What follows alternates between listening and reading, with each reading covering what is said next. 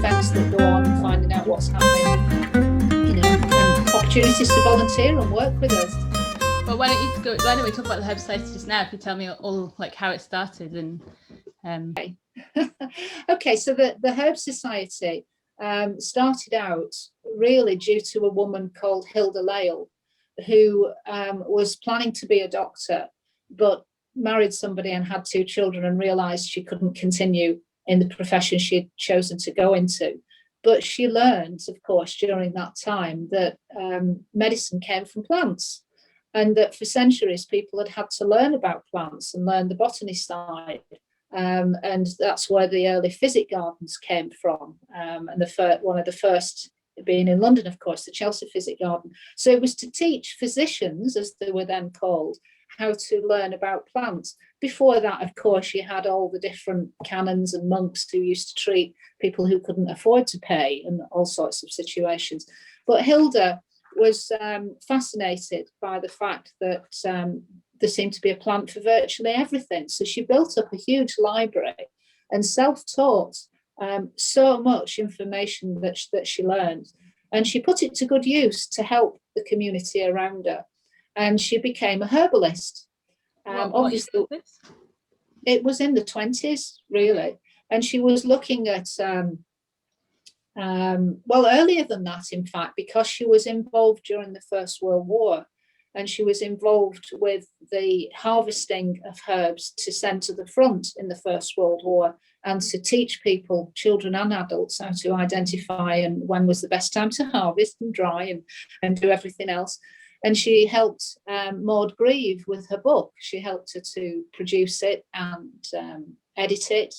And they worked together on that. And that book is still in use today with all herbal medicine students. And it's called The Modern Herbal. So Hilda was very involved right from the word go. And she got very upset when the government decided after the war that pharmaceuticals was the way to go. And they wanted to actually stop people having access to herbs and using them and the knowledge of them. Now, this has been going on, hasn't it, really, for a very, very long period of time. We've all heard about the wise woman and the shamans and all sorts of people being ridiculed, burnt at the stake. So it's centuries of what's actually gone on, of trying to stop people doing things in certain ways. And in truth, it still goes on in many ways today around the world, sadly. So when Hilda learned that the government were going to bring out an act to actually stop people having access to herbs, that meant some of the premises would stop. It meant that some of the herbalists, whether trained or not, who were helping people in communities, wouldn't be allowed to do anymore. They would be at risk of imprisonment, fines, all sorts of things.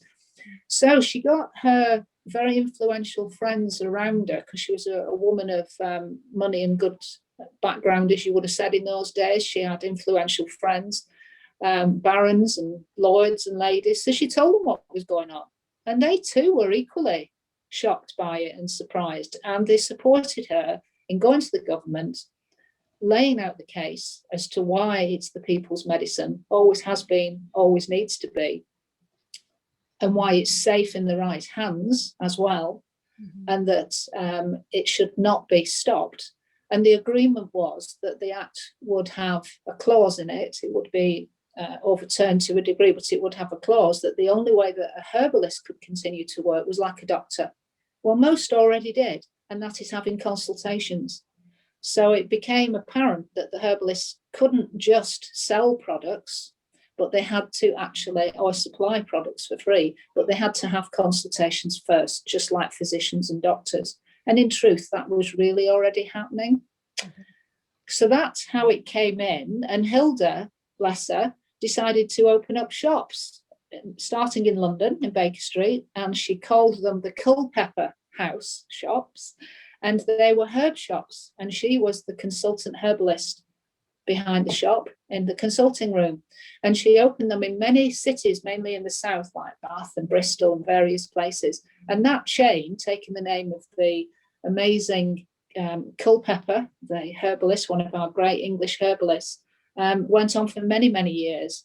Unfortunately, on her death, it was sold off and things changed, just like her library was sold off by her family.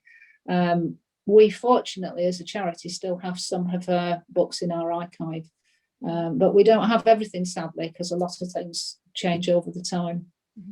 But Hilda was a real mover and shaker as a woman. She was involved in wartime happenings, education, and she even started the National Lottery. Yes, she had a great idea that injured soldiers returning after the war needed support and help. And so she suggested, again to influential friends, let's run a ballot and generate money. Well, that was the lottery, the golden ballot as such. And she generated so many thousands of pounds that on a wealthy landowner's home site and number of acreage that he had up in Lancaster, she convinced him that it would be a good thing to actually build a village there.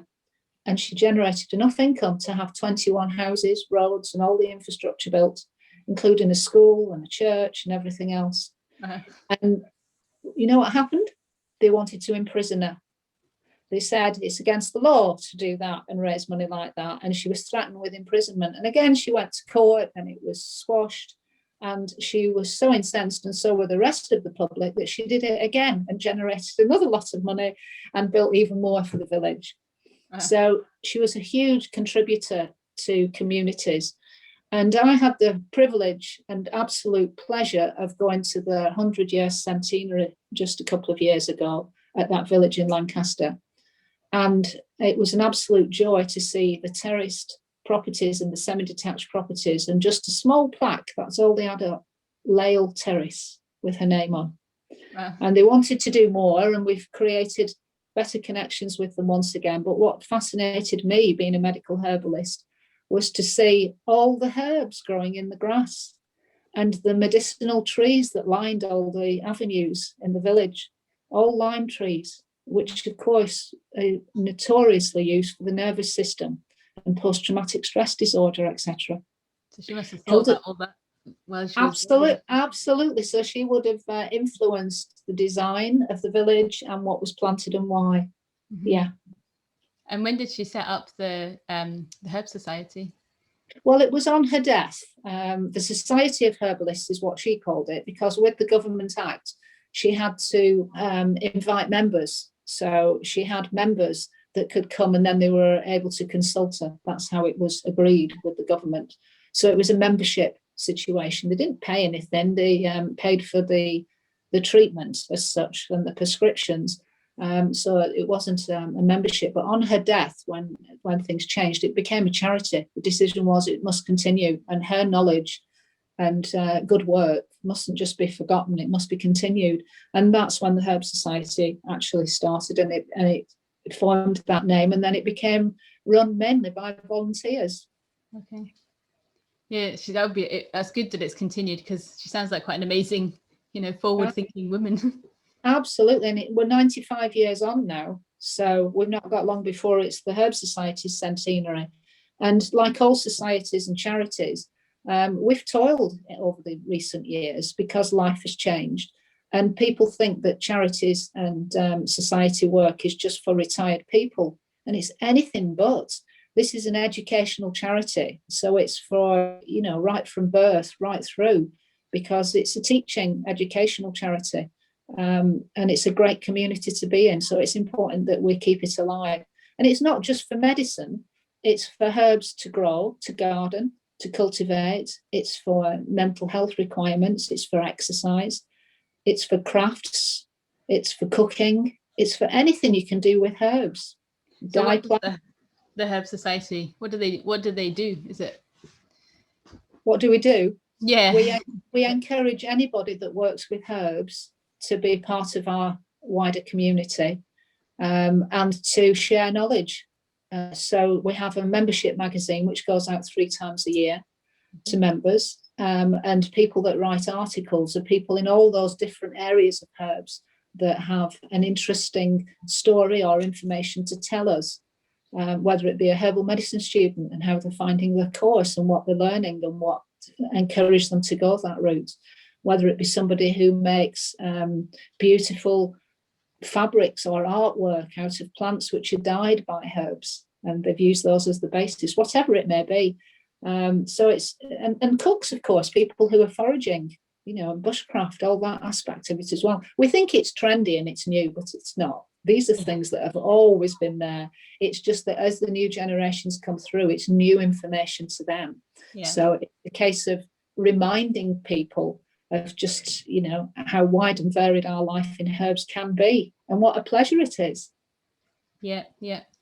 I've written a couple of book reviews for the magazine. You have, and we encourage members to do that, because we don't just want the same people that are doing it all the time. We encourage members to be very actively involved in everything that we do, because like myself, I might be a trustee for the charity, but I also work. I also have my own practice. So, time is of the essence, and it's all about timing and interacting with people. And I run the Instagram page as well for the charity, which we started just over 3 years ago. That's how we've met. It's opened up a whole world to us, which we hoped for, and it's gone beyond our wildest dreams, literally. Can't believe how many followers we've got. Yeah, I know. You have quite a big following. We certainly have, which just shows, doesn't it, that people are interested in what we say and what we do, and are learning from it. People tell me they even keep journals from some of the notes and some of the information that we put out, so they're building up the knowledge. Yeah, I know. I do like your Instagram page, because there is a lot of information on there, so if people want to check it out. Yeah, absolutely. Well, it's doing extremely well, and it keeps me fully occupied, because I'm the main person who does it every day. We now have 2 more volunteers. We have Matt that does the book reviews, and we encourage him to put on what's happening on books and book reviews as well now. And we also have Ghislaine, who volunteers, and she does the blog and coordinates people to write for us for the blog and to advertise when new things have come up and things like that. So we need coordinators, and they're all members that volunteer, and both of them work as well. So volunteers, it's a case of we do it, we have a commitment to do what we do, and we love what we do, but it's a case of fitting it in with the rest of our lives. And that's what Karen. Sorry, Karen. I was just going to say that's what volunteering is about, really. Yeah.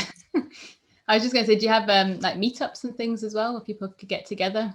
Meetups we do. We have an AGM every year, which sadly last year was it wasn't shelved. We did it for the first time ever on Zoom, but we then planned to have a members' day instead, and a fun day at the same venue. But again, that's not going to happen with the recent announcements, so we've had to shelve that once again. So even this year, things aren't going to happen as we would have hoped. So it'll be more local things that we're doing as opposed to national things. We find it difficult to do too many national things because it's bringing people from all around the country to one central point. And it's amazing, you might have a lot of members and a lot of people interested, but you'll only get, like in all things, a core group of people that come to those sorts of events. Because of course it takes time, it costs money, but it's always a lovely day. The last one we had where we met was at the Welleda site in Derbyshire. And our then president was Alice Fowler, and we had a fabulous day. We were treated to excellent food with lots of herbs involved, of course, tours of the fields and all the growing, all the explanation on permaculture, no dig. It was absolutely wonderful, and the sun shone, and we all had a wonderful time, and all went home with a goodie bag thanks to our leader as well. So the more corporate members which we're now beginning to gain, and the more sponsorship we begin to gain, the more we can treat our members as well, and we can have benefits because we get no external funding. We've never sought it, and we try to cope, but of course it's a case of balancing the books all the time. So we're keen to build up our relations again with corporate members and with people that maybe could sponsor us. We're not asking for a lot, but to be able to treat the members would be nice. Mm-hmm. And the education that you talked about, so then is that mostly done online, or are there local groups that meet up? There used to be local groups. There used to be lots of them, and for all sorts of reasons, people come and go and things change. So there are now affiliated groups as opposed to local groups as such. That's a very recent change, actually, Rox, that's happening. We've always advertised that they're available in the magazine, but we've stopped advertising the events that they do, because it's down to people to look at their websites or get in touch with their own local groups. But it's just a case of being affiliated with us, really, so that people know that they exist and that the Herb Society also exists. Because really, they run themselves, they do their own thing. And we don't particularly want to be, as volunteers on council, we can't do everything for them and advertise everything that they do. It's down to them to do their own as such. But there are several groups around the country that are herb associated, nature related.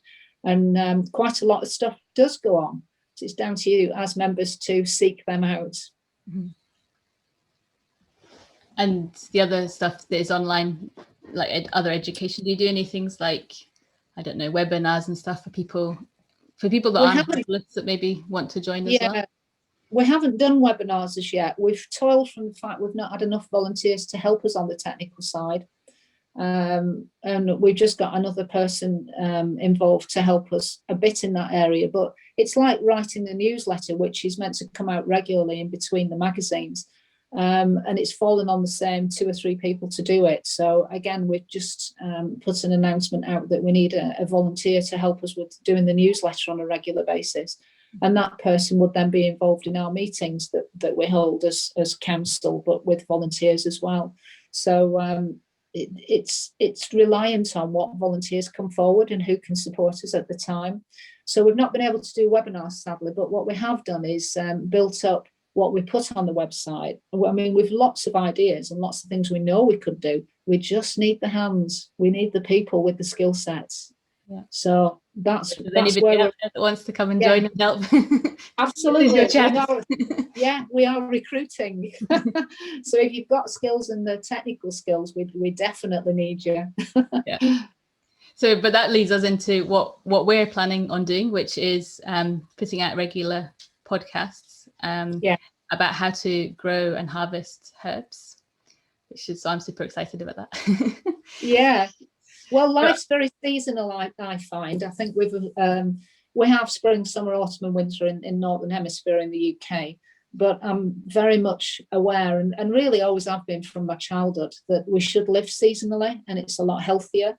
And since the onslaught of supermarkets and the 24/7 days that the businesses want to operate, it's all got a bit weird, quite frankly, for people like me who know how life used to be and then how it changed. And it isn't particularly healthy because it eats into so many things, and it hypes people up to think we've got to be busy all the time. And they've got access to things all the time. So what's happened in the last year, some of us welcome it because it stopped the self-destruct button, which seemed to be happening, and it's made people have to stop and think. Many were fully aware of what was going on and the problems, but they weren't really doing anything about it, either for themselves or for the wider community, certainly for the earth and the protection of the planet. And now, because this has been worldwide, it's made people stop and it's made people think. But human nature, sadly, is quick to just get back on it and carry on as they used to be. So it's the responsibility of, I think, others of us to actually point out the errors of our ways. It's not just down to Richard Attenborough, is it? And the team. It's, and the Chris Packhams. It's down to all of us. We've all got skills and knowledge, and it's about talking to people and connecting. I think that there has been an upsurge, hasn't there, in people interested in gardening and foraging and just going out into nature, where, like you said, the pandemic's kind of made people realise how disconnected they were, I think, from all of that, and how how important it actually is. Absolutely. How do you keep your sanity? If you stay in 4 walls and you never see people, it's nigh on impossible. But in reality, if you go out every day and you see some daylight, and you get that interaction and that vitamin benefit that then cascades with all your other vitamins and minerals, because nothing works alone. But your mental health improves just by seeing the colour green. The stats are there, the science is there. But actually, this is knowledge we've known for centuries. People that live in the countryside that are dealing with other things, unless, of course, they're sadly farmers and they're business orientated and they've got the problems that they've got. But many, many people, like the gardening world, have a very different life to somebody who works in a city in an office block. It's worlds away. And sadly, around the world, so many people have gravitated towards the cities because society has encouraged it. China's a prime example, isn't it? And Japan, they've left the villages. They've left elderly people in villages now on their own. They never used to do that in those cultures. They always looked out for them, lived together, protected them.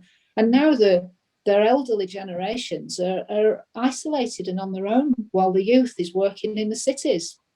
And having so much cosmetic work done and all sorts of other things as well. And living in boxes with no access to outdoor space in a lot of cases. It's very strange, you know, that I think sometimes the longer I live, the more you sort of feel like you're turning into your grandmother, and you just think it was very weird and very cynical, but you begin to think, well, I've seen it happen. Well, saying that, I moved into a house that's pretty much like my grandma's house. So it's as near as I could get to it. So there you go. Maybe I'm turning into my grandma already as well. Well, that's no bad thing. That's lovely. Those are connections. Those are important things. Those are comforting. That's love. It's all important. Yeah. You clearly love your granny. Yeah. And where she lived. Yeah. I think... so obviously, like for some people, you know, they can't necessarily go out of the cities and move to the countryside because there's so many people now. It would be there'd be a lot of people then in the country and there wouldn't be much of it left. But I think, you know, there's the possibility of doing things in the city, you know, like if you've got either little green space around about you or like herb pots, you know, in your house, just bringing a bit of the nature inside as well. So yeah, there's lots you can do, isn't there? Even with house. Yeah.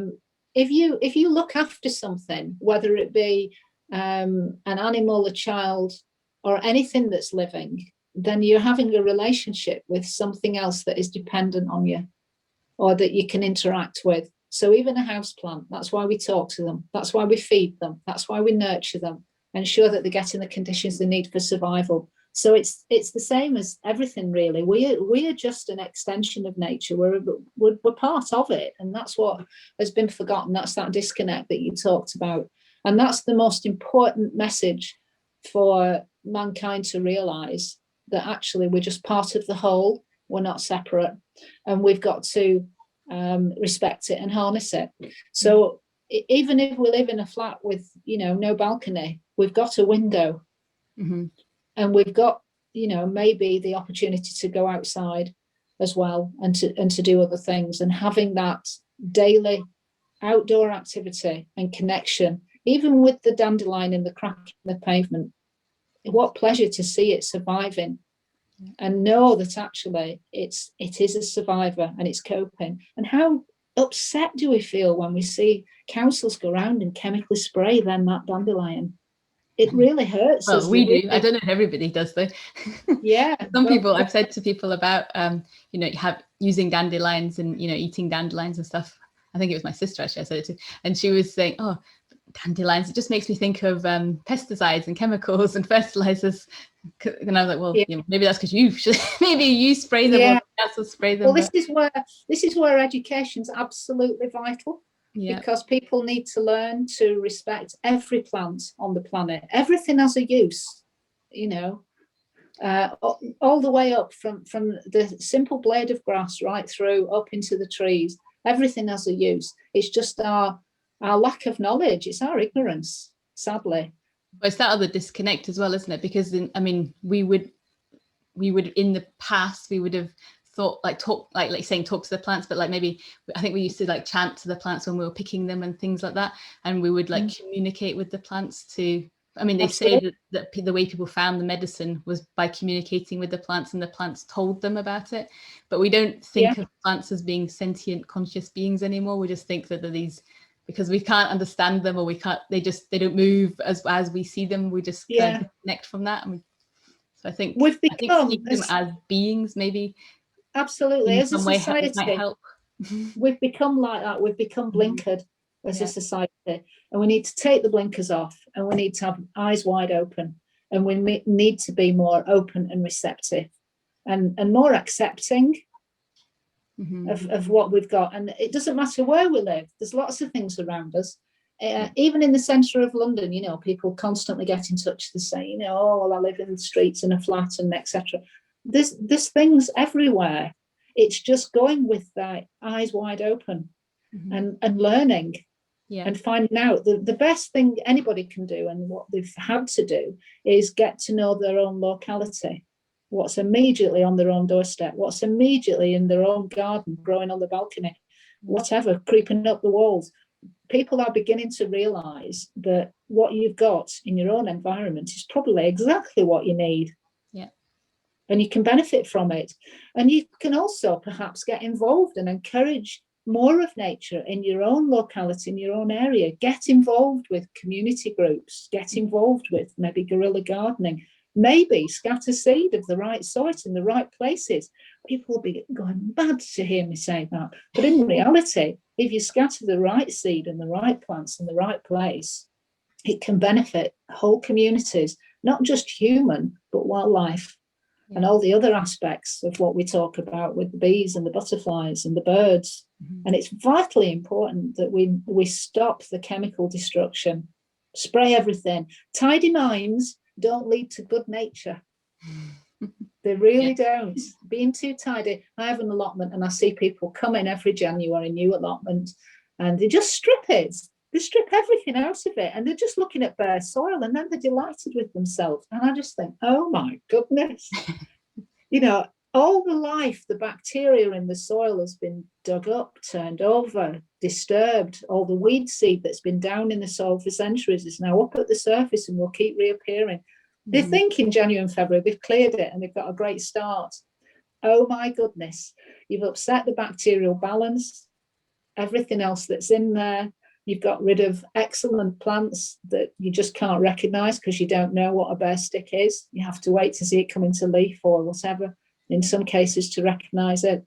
You know, and the herbs that are popping up out of the soil, it's hard to recognise for some people because it's lack of knowledge again. So they just take everything out.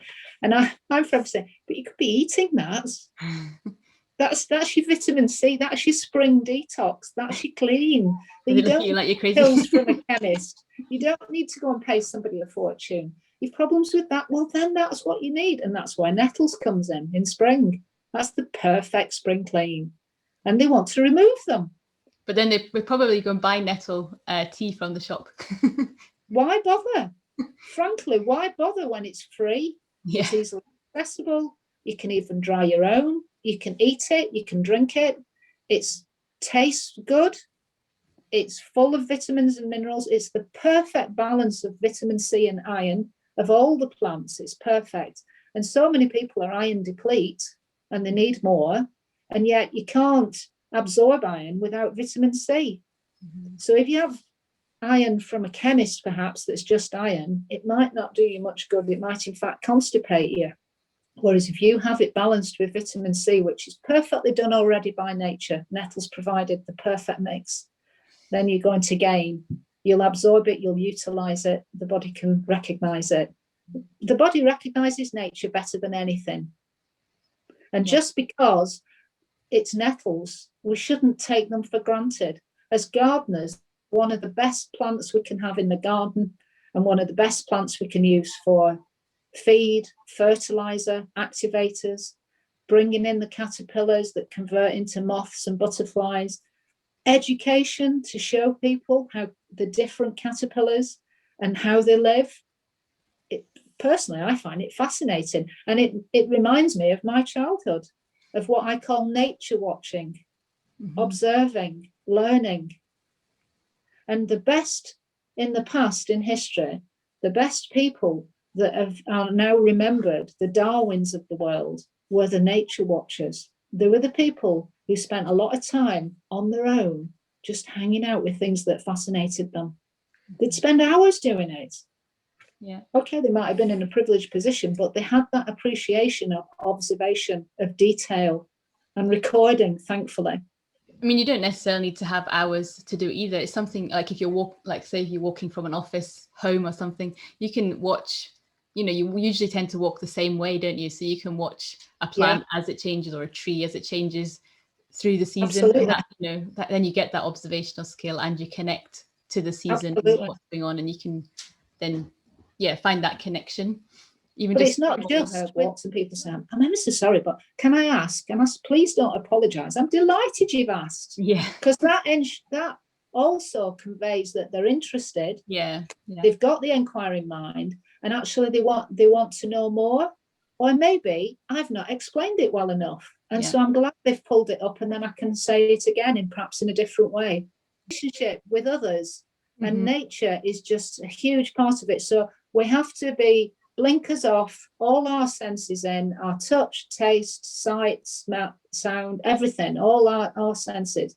Listening is very, very important. People have noticed the bird song. They've noticed less aeroplanes, less cars. Let's hope that never returns to what it used to be. Let's hope life has changed in some areas, so which we've all benefited from. But let's be aware of bird song. Let's be aware of those little sparrows or blue tits having an argument in your hedge. Let's know it's happening. Yeah. Because it's so much nicer to hear that than other things. But not even, and also the being more embodied in general, connecting with your own body, which connects you out to everything else. Absolutely. For the first time in a long time, I could actually hear in a neighbour's garden on a pine tree the cones expanding in the heat and the crack they were making, which then they would drop the seed. And usually there's so much noise, you miss those sorts of things, or you perhaps not outside the same. But in the first lockdown, I could hear that. And that was lovely. Yeah. It's a bit like when my chickpeas are soaking, I can hear them pinging. And it's quite fascinating. Yeah. So I wonder if a good place actually to start with the growing herbs would be to talk about how, if you get a new allotment or something like that, how would you start? What would you do to begin with, rather than stripping all the weeds and observation of nature, which we keep coming back to, is the key. So it's a bit the same as if you buy a house and you've got a garden. Don't go in and rip it all out. There's no instant garden. Television and media have encouraged it, but in reality, that's far from reality. The best thing we can do is observe for a year. That's a whole cycle of the planet, so that we see the seasonal shift, so that things which may be hidden underground will eventually appear. And if we went in there with the digger and the spade and took it all out, we might miss the crocus, the snowdrops, because we might have moved in the summer and that you can't see them, the cyclamen, everything else that's going on, all the other things that are happening, we would miss them. And then, so we have to see everything in a full year. We have to observe for a year. So I always advise people, don't do a lot, but watch and appreciate what you've got. And find out about what you've got, because a lot of the time, like on an allotment, things will appear and novice gardens won't know what they are. Even some quite, people who've had gardens for years, things arrive and they wonder, well, what's that? So again, it's that thing about be a bit more confident to ask, put your hand up and say, can you come over and have a look at this? What do you think? Again, it's back to community. So it's observation and community, and it's connecting. So they're the best things that anybody can do, is give it a year and watch and observe. And in the meantime, tickle things.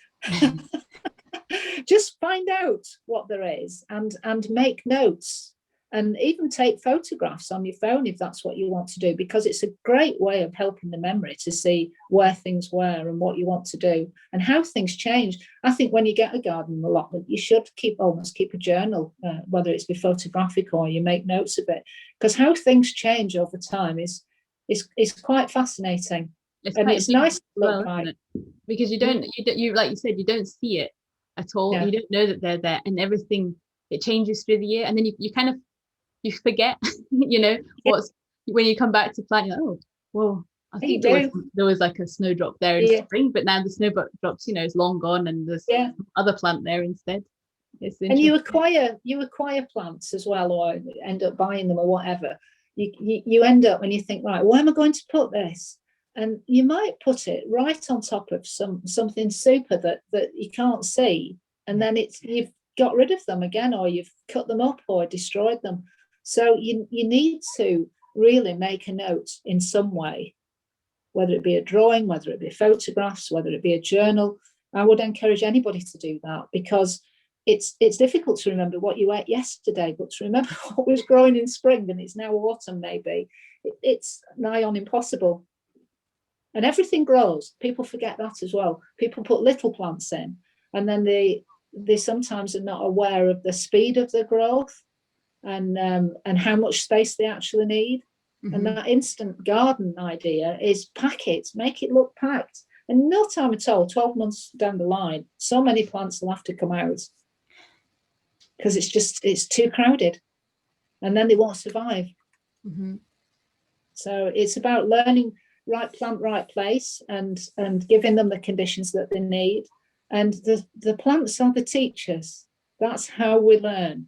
Mm-hmm. If we observe nature and observe what's going on around us, then we will learn. And that's the best way to learn.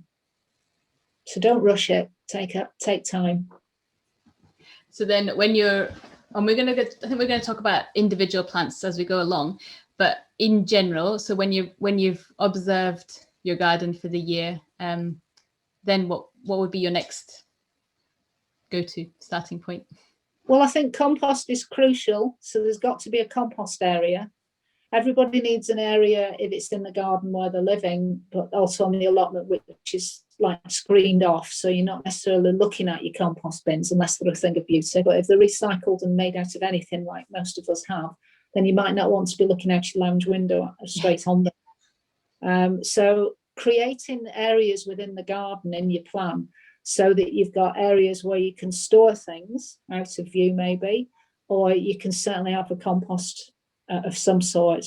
Compost is absolutely essential. Looking after the soil is the key to all gardening, isn't it? I mean, it's the main thing. So the more compost we can generate, the healthier our patch of land that we're just caretakers of will actually be healthier. And do you have advice for people making their compost? Like, I do. Don't spend any money. All wood rots down. And it becomes part of the compost. And there is so much throwaway society right on our own doorstep that we can reclaim and repurpose things. And pallets come to mind. We don't even have to alter them. Just tie them together with a bit of string or something, or hammer them together, whatever. But as long as we've got 4 sides, that's all we need. And it's quite useful to cover things as well. And you can improvise. We're as limited as our own imagination in life. And so then once you've got your box for your compost, then how do you begin, using your kitchen scraps? Yeah, always have a bucket of some sort in the kitchen that literally everything goes in apart from protein-based meat and fish.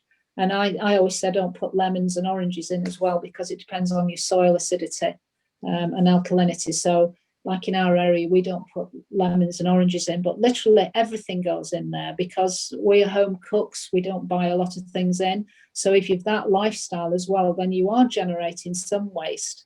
None of it goes in the green bins or whatever colour you have around the UK. They're all different colours. But the compost bins, we don't actually put any food waste and drink waste in there. It all goes into our own earth. And all the cuttings back of our plants, we only cut back just as spring growth is beginning, as the earth begins to warm up, which is now. We don't do the winter tidy up at all. We leave it standing. We let things hide in it, feel safe in it, use it, all the seeds and everything. So our tidy up time is when the earth begins to warm and the days begin to lengthen. So sometime in February, like now, we're on it and we are beginning to cut back. And all that goes in the compost. All those dry stems, woody bits that people think will never rot down, they will eventually.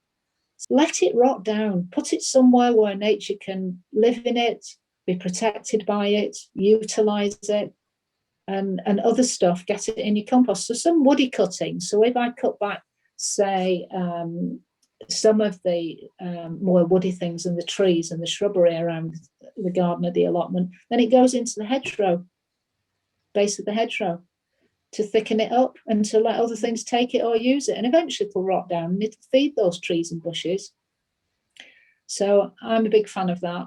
Council waste bins have encouraged, again, the tidy mind of let's just get rid of it and give it to somebody else to get rid. And yet there's so much usable material goes in those bins. Your like grass cuttings and your dried leaves and all that kind of stuff. All that. I mean, why would you put your leaves that come on your drive into a compost for somebody else to have and enjoy? Keep them separate in the main. So we have like a chicken wire netting, but stronger than that on our allotment. And we put leaves in there and we said to people, oh, you've bagged those. Thank you. I'll take those and have them off you. And they just rot down. Yes, they might take a year if they're in an open cage. If you leave them in the bags and pump holes into them, they actually work a lot quicker. So there's many ways of dealing with it. But leaf mold is wonderful stuff.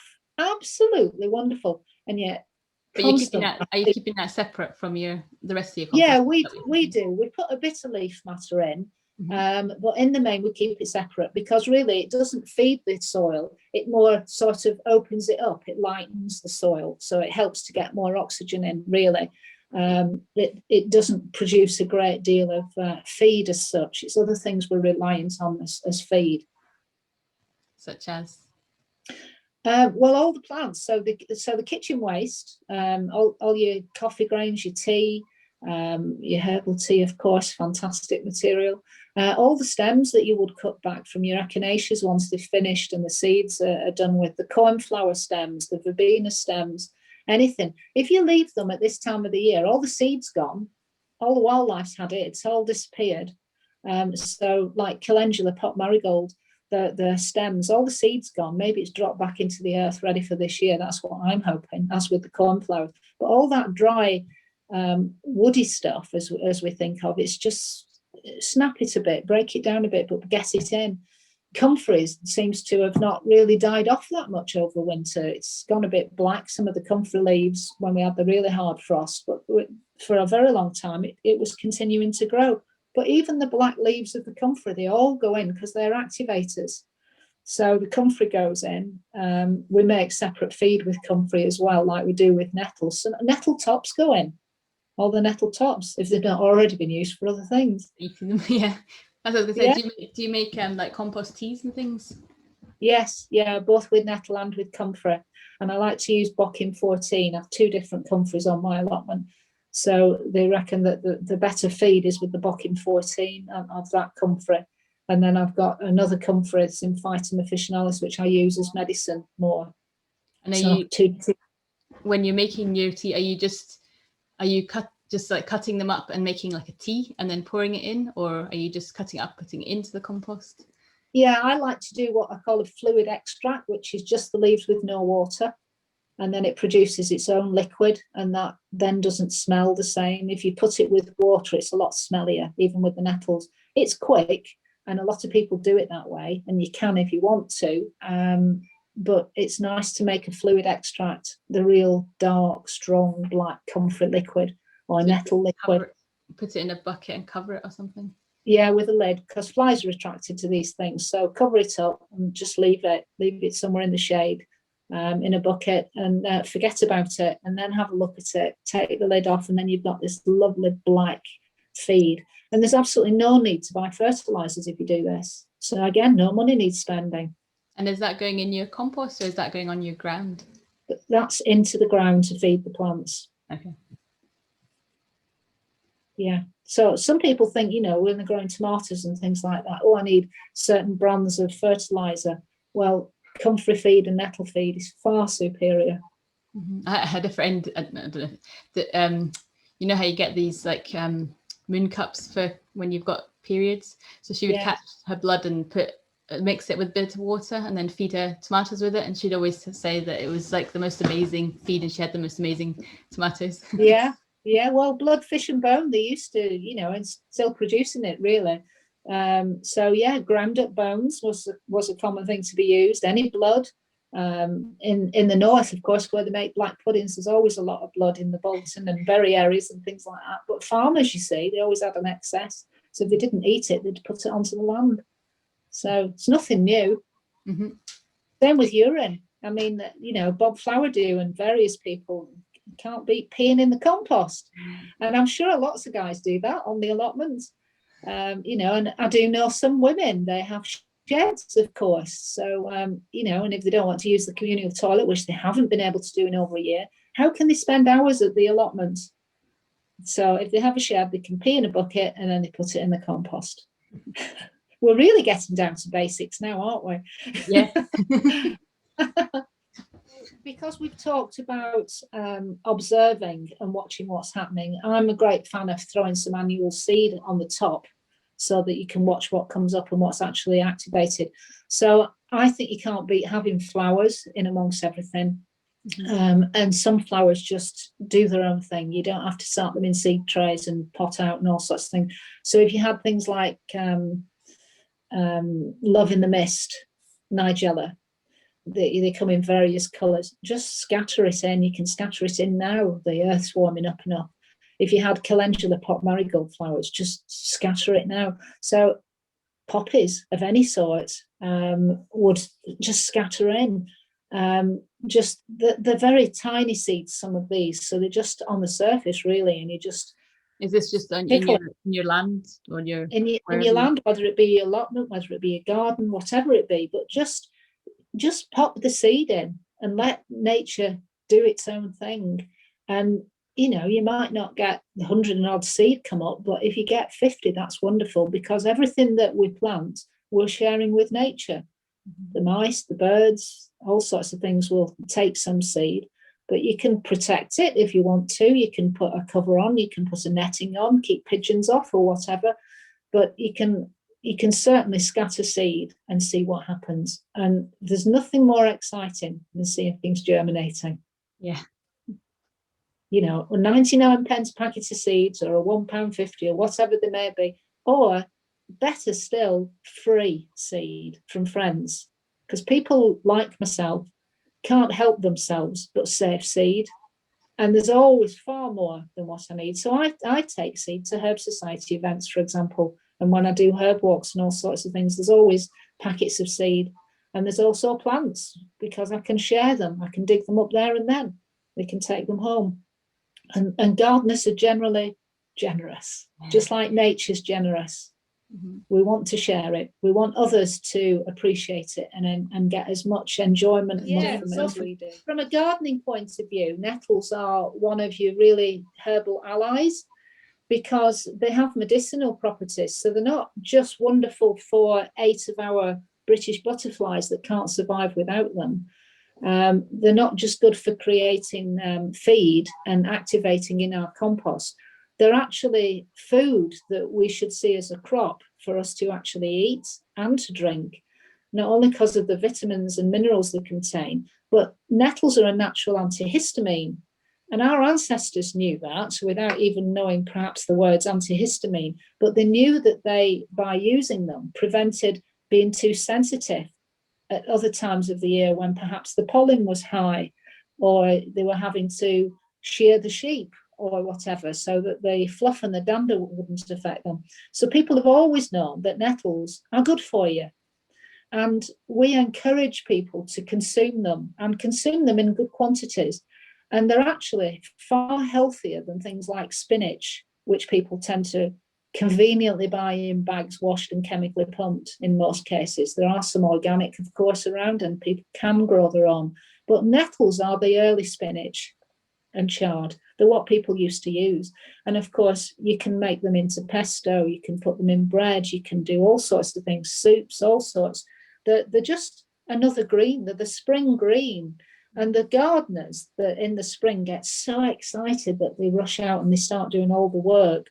And they haven't even done the stretching exercises and the warming up, and they've been so static over winter that their bodies have seized up a bit, and they rush out into the garden as soon as the sun shines and they start trying to do everything. All the joints ache and their muscles are tight, and they get restless legs at night, and then they get aches and pains, and they put themselves off before they've even started as soon as the good weather comes, because they overdo it. They do too much too soon when the body's not prepared and able to cope. So classic gardener's backs and gardener's knees and joints. And the older gardener in particular, they might be a bit arthritic. They might suffer from periods of time with gout even, all part of the arthritis connection of health. And what is the very herb that actually helps them? It's nettle. Because nettle clears deposits. It's the natural spring clean we've used for centuries. It clears deposits in the body. It's our natural internal spring clean. So if we consumed nettle tea while we were gardening, we would be helping those joints and muscles, and we would be preventing ourselves seizing up and aching so much. And of course, naturally go and have a magnesium bath when you get in, get the Epsom salts out and do everything else. But gardeners so often are full of aches and pains. They always have bad knees and bad backs. And yeah. And the older they get, the more they think, oh, I won't be able to carry on doing this because of my aches and pains and because of my joints. And yet the very plants that they think they don't want on the plot are the ones they should be using. You know, so I encourage on our allotment site, I encourage people to drink the nettle tea. I often have to make it for them and show them and explain, and maybe mix it with some other herbs so they find it more palatable, because they're so used to having China teas with milk and maybe sugar that nettle tea seems very earthy and strange. But some of us absolutely love it. It's a very different flavour though, isn't it? When you either pick it fresh or even if it's dried from your garden, than if you buy it in from somewhere else. Yeah, it's a world away, isn't it? It's so much more vibrant and it's earthy. And there again, it connects us with the earth. It works on an energetic level, as all herbs do. So there's much more to our connections with nature than just touching it, looking at it, tasting it. It's that true connection with our hearts. That's the important thing. And nettles are our natural spring detox, is what the word has come in that people like. Spring clean is a word that others of us prefer. And of course, anything that's going to nourish and nurture us, we should respect. And nettles need a lot of respect. They're a wonderful plant, wonderful herb. Yes, they can be generous, that some would say invasive, but it's because they're talking to us. The thing you talked about earlier, they're talking to us. Use me. I'm here to be used. Yeah. That's our big connection. So that's a really good tip for getting people outside to start with. I think so. I think it's so important, and I think it's perfect because we tend to think of late February, March is the spring cleaning. People do it in the homes. They need to do it in the bodies, and they also need to do it in the brains. You know, the whole aspect of holistic health is so important. We need to clear the decks. We need to have a fresh start.